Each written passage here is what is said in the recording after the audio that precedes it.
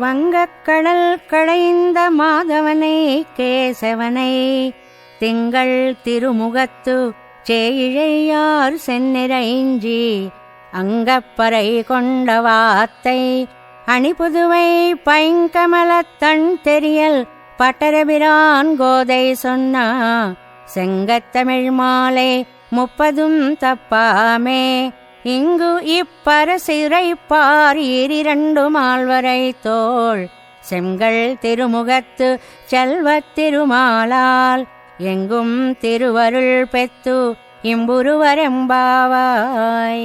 గోదాదేవి ఆనాడు గోపికలాచరించిన వ్రతాన్ని తాను అనుకరించి గోపికలు శ్రీకృష్ణుని భర్తగా పొందినట్లే తాను శ్రీరంగనాథుని భర్తగా పొందింది.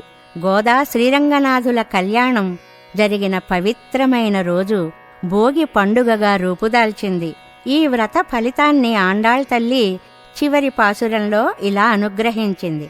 ఓడలతో నిండిన క్షీర సముద్రాన్ని మధింపచేసి లక్ష్మీదేవిని పొందిన మాధవుడు బ్రహ్మ రుద్రాదులకు కూడా నిర్వాహకుడు. ఆనాడు రేపల్లెలో గోపికలు సర్వాలంకరణ భూషితలై స్వామికి మంగళం పాడి లోకం కోసం పరా అనే వాద్యాన్ని, తమ కోసం భగవద్దాస్యాన్ని కోరి సాధించారు.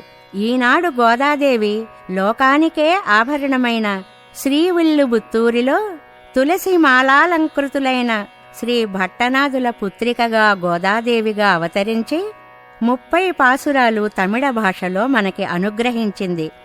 ఈ పాసురాలు 30. వీటిని వరుసగా చదివినవారు చతుర్భుజుడైన లక్ష్మీ విశిష్టుడైన శ్రీమన్నారాయణుని దివ్య కటాక్షాన్ని పొంది ఆనందిస్తారు.